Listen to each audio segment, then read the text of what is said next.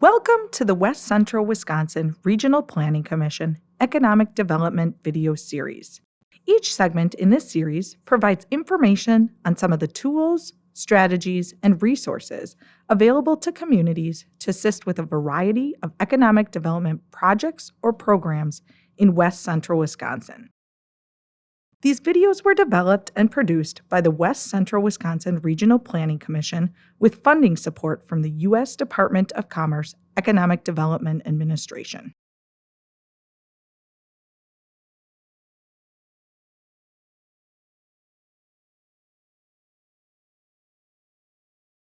Tax Incremental Financing, or TIF, can be complicated with many related rules driven by state statutes, much more than what we can cover in this brief video. To help out, the Wisconsin Department of Revenue recently completed a series of 4 TIF-related instructional videos. Be sure to check out these 4 to 7 minute videos if you want to learn more about the rules and requirements of tax incremental financing in Wisconsin. The Department of Revenue also has an outstanding TIF website, which we use frequently, and Revenue staff are also very helpful. These are great resources. For our video, we wanted to provide an introduction to TIF concepts using an actual example from the city of Rice Lake in Barron County. This is tax incremental financing at work in West Central Wisconsin. Before we dive into our case study, we need to share what is tax incremental financing. Let's start with a couple definitions. TIF, or tax incremental financing, is the statutorily allowed tool or program. TIF uses tax revenues from new development to finance the infrastructure and other costs that help make that new development possible. TID, or Tax Incremental District, is the geographic area in which the TIF tool is applied. It can also be called a TIF district. A TID must consist of adjacent whole parcels. You can't split a property with some of its land inside and some outside the district. Some communities have multiple TIF districts or TIDs. Again, TID is the location, TIF is the tool. State statutes allow for a number of different types of TIF districts. Currently, about 1/3 of Wisconsin TIDs are mixed-use districts in which at least 50% of the real property must be suitable for a combination of residential, commercial, or industrial uses. Tax incremental financing is much less common within the unincorporated towns. There are only 20 active TIDs in towns. Larger towns may be eligible to create a TIF district similar to a city or village. Towns can also create a town TID, which are limited to projects involving certain agricultural, forestry, manufacturing, or tourism activities. As shown on the chart, there are only 3 of these town TIDs in the entire state. There are other less frequently used TIF opportunities, such as multi-jurisdictional TIDs, cooperative TIDs, and overlapping TIDs, as well as allocation amendments where funds can be allocated between TIF districts. We wanted to make you aware of these concepts, but don't have time to explore them further within this video. Let's move on to our example of tax incremental financing at work in Rice Lake. Rice Lake's TID number 3 was created in 2001 as a rehabilitation conservation type of district. About 15% of all TIDs in Wisconsin are of this type, in which not less than 50% of the real property must be in need of rehabilitation or conservation work at the time of the TID's creation. TID number 3 encompasses the southern part of the downtown of Rice Lake and an adjacent area to the south. Rice Lake City Administrator Kurt Snyder explains why the city created TID number 3. Tax increment financing was a key component of redeveloping the commercial area in the central part of the community. And by extension, then enabling the central business district just north of that to remain viable and sustainable. There were commercial interests that wanted to do some things in this central commercial area. We, meaning government, had some interest in improving the infrastructure to serve the area, but neither us, meaning government, or the private sector had sufficient resources for the investments that were needed to make them feasible. To better understand how tax incremental financing fills the gap Kurt mentions, let's explore a little about how TIF works. TIF impacts how taxes are allocated. Creating a TIF district does not directly change the tax rate. However, property values and the tax rate could be affected by the new development that occurs as a result of the TID's creation. When TID number 3 was created in 2001, the properties in the district had an equalized value of taxable real estate and personal property of just over $21.3 million. That is the TID's base value. After TID number 3 was created, the tax revenue of that base value continues to be distributed to the city and other overlying taxing jurisdictions like it has always been. In 2021, TID number 3 had a total assessed value of $40.2 million, nearly doubling since its creation in 2001. This $18.9 million difference is known as the increment value. Property taxes paid on the $18.9 million increment value is the tax increment, or often called the increment revenue. In 2020, TID number 3 generated $424,028 in increment revenue from the new taxable development since TID number 3's creation. This increment revenue is no longer divided among the local taxing jurisdictions.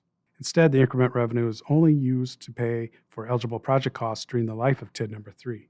And when TID number 3 ends, all of the property tax revenues, including the increment value, are distributed normally among local taxing jurisdictions once again. Communities are limited in how much total equalized value they can have in all existing and proposed TIF districts. In 2021, Rice Lake had just over 6.6 of its total equalized value in its 3 TIF districts, which is well below the 12% limit for cities and villages. As such, Rice Lake has room under this cap to potentially expand the territory of an existing district, or could create a new district as long as the additional equalized value does not exceed the 12% limit. At its creation, Rice Lake's TID number 3 had 2 key overarching goals that influenced the district's boundaries. First, the city desired to improve traffic flow through its downtown, which addressed TID-financed street and related utility realignments and improvements. The traffic system primarily consisted of Main Street, in and out. And at that time, the intersection of Allen and Main Street had average daily traffic counts of 15 to 20,000 cars a day. I mean, it was easily a third more than Highway 53, the bypass that had been built in 1977, I think it was opened. The second key goal of TID number 3 was that Marketplace Foods lacked room for a much-needed expansion. The most desirable location was the redevelopment of an area on the west side of Main Street, just across the road from its previous site. However, this would be costly. An auto dealership was acquired, an environmental evaluation was conducted, and a street department building used for cold and outside storage was relocated. There was an arrangement made to sell our property, but had far less than we needed, to facilitate that relocation. And then TID filled in the gap that enabled us to take that cold and outside storage and move it to a place on South Wisconsin near the treatment plant. And had TIF not been there, we wouldn't have been able to move. They wouldn't have been able to relocate, and they would have been on the south end with the rest of the sprawl.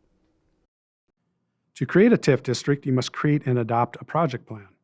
This is the table of contents from the 2017 amendment of TID number 3's project plan. While the project plan will vary by the type and nature of the district, state statutes requires that a project plan include certain things. For example, the project plan must include a detailed list of project costs. Project costs are those eligible expenses identified in the project plan that can be paid for or financed by tax increment revenues. Only a proportionate share of the project cost may be paid with TIF funds to the extent that the costs benefit the district. State statutes identify what are eligible project costs. These include capital costs, such as the infrastructure and public works projects in Rice Lake's project plan. Relocation costs, such as those related to Rice Lake's relocation of its streets department building. Real property assembly costs, should the community sell or lease property for less than its cost. Cash grants to the owner, leasee, or developer of land if a development agreement is executed, and costs related to the creation and administration of the TIF district, including the financing of any eligible project costs and the required reporting and audits. Constructing and expanding most public buildings are not eligible as project costs. The project plan must also include an economic feasibility study to demonstrate that the TIF district will cash flow or break even during its lifetime.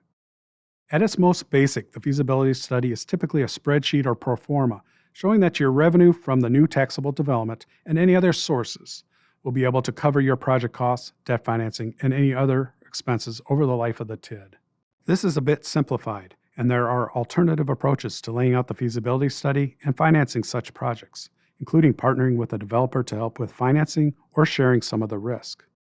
For such reasons, you may want to consider a development agreement as part of your TIF district, regardless if a cash grant is involved. In this way, tax incremental financing promotes cooperation between the private and public sectors. Different types of TIF districts have different lifespans and expenditure periods. For example, Rice Lake's TID number 3 is a rehab conservation district created in March 2001. This type of district has a 27-year maximum normal life with a 22-year expenditure period. The expenditure period is how long you can incur new project costs. This means that TID number 3 cannot incur new project costs after March 2023. For most districts, the expenditure period is 5 years less than its maximum normal life. A TIF district expires when it is at the end of its statutory life, all project costs have been paid, or when the community dissolves the district. A TIF district's boundary may be amended a limited number of times to add and or subtract whole parcels to the district as long as you don't exceed the 12% limit mentioned previously. TID number 3 in Rice Lake has never had a territory amendment. You can also amend a TID's project plan to add new project costs if you are still within the expenditure period to incur expenses. Project plan amendments for TID number 3 were adopted in 2007 and 2017 to allow for new project costs. Let's hear a little from Kurt on the city's 2017 amendment. Part of Marketplace's expansion took out roughly half of our community services public works facility. And that part was relocated to South Wisconsin. The other half consisted of occupying 326 South Main. A developer with a proven track record came to us with an idea for redeveloping 326 South Main into 20,000 square feet roughly of commercial office and retail space. The problem was that he couldn't afford to pay what we needed, meaning the city, to be able to replace that facility and redevelop it. We amended the TID plan, and through that mechanism, that provided about a third of the resources that we needed to be able to build a replacement facility for 326 South Main. Kurt explains that the 2017 project plan amendment included a cash grant to the developer of 326 South Main to allow for a reasonable return on their investment and make the project financially feasible for the developer. You may only use TIF funds for a cash grant if you execute a development agreement. The development agreement does not need to be signed before the TIF district is created or amended, but the agreement must be signed prior to the cash grant being provided. While cash grants can be a great incentive, it is advisable that the community perform some due diligence when negotiating the amount and terms of a cash grant and agreement. Such agreements often have conditions to protect the community's interests. Let's hear from Kurt on Rice Lake's approach. When a developer comes to us, as has happened a couple of times with TID number 3, and it's occurred in our other TIDs as well, and indicates that they have a desire to develop or redevelop an area within the TID, but indicate that there's a gap in making that feasible, we require them to provide a financial statement that shows what are all their costs, what are all their expenses, what's the value of the development after they're done, and we then do our due diligence in determining, the veracity of those numbers. And I don't mean to say that, that they would provide information that's not true. It's just a matter of course, all of this is forecasting, and so we spend time looking at other benchmarks to see how likely is their analysis to match what we think would occur. Once we've done that, then we enter into a development agreement with them that says, okay, you indicate that if these dollars are spent, you'll be able to create this development. We'll use TID to fill in that gap, but only from the incremental revenue that is created by the development that you say you're going to create. And that becomes our standard approach then is the developer will incur whatever costs are necessary to get the development going, and will not have that gap filled unless the developer produces the new development that is promised. So the risk is really largely on the developer in these cases. The process for creating or amending a TIF district is similar, with some small differences, but can be challenging due to the various notifications, meetings, approvals, and timelines. A public hearing is required, as well as approvals by the community's planning body and governing board. A joint review board, or JRB, of the overlying taxing jurisdictions must also approve the creation or amendment of the TID, and the JRB becomes a standing committee that meets publicly at least once a year to review the annual report and status for the life of the TID. The Joint Review Board for Rice Lake's TID number 3 includes the Rice Lake School District, Northwood Technical College, Barron County, and the City of Rice Lake, in addition to a public citizen member appointed at its first meeting. Core to the JRB's decision is whether the development expected in the district, as described in the project plan, would occur without the project cost financed with the tax increment revenue. This is the but-for test. But for the creation or amendment of the TIF district, would the expected new development occur? And more simply, do the economic benefits of creating or amending the district outweigh the costs? These criteria are important since the taxing jurisdictions are approving the use of their proportions of the property tax revenue on the new growth for the life of the TID to help pay for these project costs. The JRB is recognizing that they are making an investment with the realization that all taxing jurisdictions will reap the greater benefits from the new growth and tax base once the TID closes. The Joint Review Board is very key to the creation of a tax increment district because it brings the overlapping taxing jurisdictions together, their representatives. And one of their main tasks is to evaluate that TID plan. And through that evaluation, they're able to determine that the development that's being contemplated would not occur but for the TID. And absent that knowledge and that approving authority, they might otherwise have the impression that, well, that the development will occur anyway, and our share of the future tax rate is just being used by the district. Depending on when they were created, certain types of TIDs can also have their life extended. This is not available for environmental remediation TIDs created before 2017 and town TIDs. There are two primary extension types for more recently created TIDs. For most types of TIDs that cannot repay its project costs within its normal maximum life, a standard 3 or 4 year extension may be possible. This requires JRB approval. A project plan amendment is not required. For most TIDs that have paid all of their project costs, an affordable housing extension may be a great opportunity. This allows the municipality to use 1 year of tax increment revenue to improve housing anywhere in the community, with at least 75% of the final increment benefiting affordable housing. Statutes do not define what is a benefit, and affordable housing is not necessarily the same as low-income housing. Affordable housing is housing that costs a household no more than 30% of the household's gross monthly income, regardless of the income. So Rice Lake's TID number 3 is currently generating over $424,000 in annual tax increment revenue. If the city pays for all incurred project costs, it could adopt a 1-year extension to use these funds for a housing-related benefit, such as a housing loan fund, environmental remediation, or infrastructure improvements. The affordable housing extension only requires a municipal resolution. You don't need to amend the project plan or obtain JRB approval.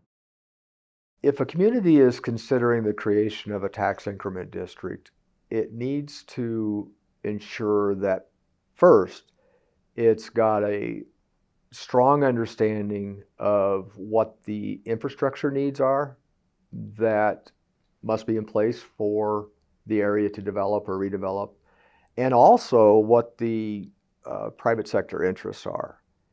TID is key, but it's only a part. The other two parts are government's recognition of the infrastructure needed and the private sector's interest in developing an area. And then TID becomes the third part of that. So you don't create them just on a hope that something will happen. You really need to have a strong sense of those two things: private sector interests, the market forces, and the public infrastructure needs. We have just scratched the surface in this brief video. Thank you, Kurt, for sharing your insights, and we hope this information is helpful in exploring how tax incremental financing can be a tool for achieving your community's plans.